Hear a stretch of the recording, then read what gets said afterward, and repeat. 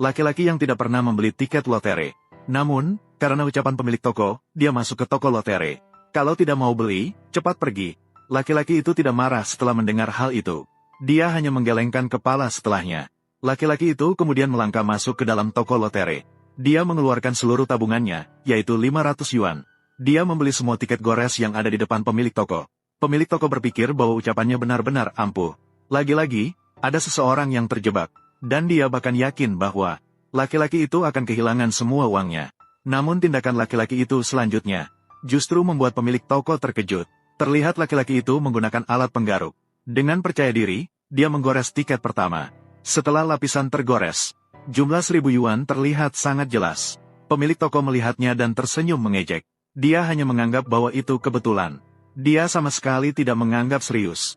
Namun, laki-laki itu melanjutkan dengan jumlah selanjutnya. Setiap tiket semakin besar angkanya. Dia tidak hanya menggores beberapa tiket bernilai 510.000. Bahkan dia juga menggores tiket bernilai 100.000. Laki-laki itu mengangkat pandangannya. Dia menunjuk tiket yang ada di meja. Meminta pemilik toko untuk membantunya menghitung seberapa banyak yang dia menangkan. Pemilik toko menelan ludah. Dia memeriksa satu persatu dengan tidak percaya. Jarinya bergetar.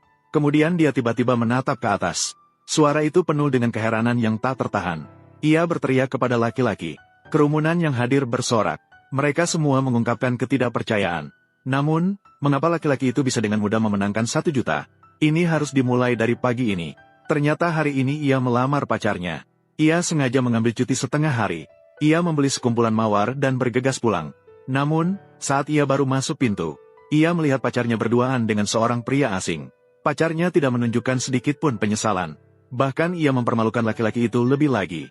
Mendengar kata-kata pacarnya, laki-laki itu merasa seperti disambar petir. Ia merasakan dorongan yang besar. Tiba-tiba pandangannya menjadi kabur. Tak lama kemudian, bola matanya anehnya berubah menjadi emas. Ia menyadari, ia telah terbangun dengan kemampuan supranatural. Setelah diuji, ditemukan, kemampuan ini dapat melihat informasi yang sebenarnya dengan jelas. Maka, muncullah adegan di awal. Ia dengan tepat memilih semua tiket yang tersembunyi di meja. Semua tiket yang menyimpan jumlah uang. Setelah memeriksa hadiahnya. Namun, laki-laki itu tidak berhenti. Ia memikirkan cara yang lebih menguntungkan, yaitu barang antik. Maka sekejap kemudian, mereka telah tiba di sebuah barang antik. Di dalam toko barang antik, seorang wanita cantik sedang bertanya kepada pemilik toko, apakah ada barang bagus belakangan ini? Pemilik toko setelah mendengar, langsung mengambil lempengan giok dari dalam lemari, dan menyatakan bahwa ini adalah giok kuno dari dinasti Han. Sangat langka, sangat cocok untuk diberikan sebagai hadiah kepada orang tua. Wanita cantik setelah mendengar kata-kata pemilik toko, menunjukkan wajah yang sangat puas, segera bertanya tentang harganya. Namun pemilik toko menjawab, ini harganya paling tidak 10 juta. Awalnya berpikir wanita cantik akan ragu sejenak. Namun ia tanpa ragu, langsung meminta asisten untuk menyerahkan kartu. Adegan ini kebetulan dilihat oleh laki-laki yang masuk ke toko. Laki-laki itu melirik giok kuno. Kilauan cahaya emas melintas di matanya.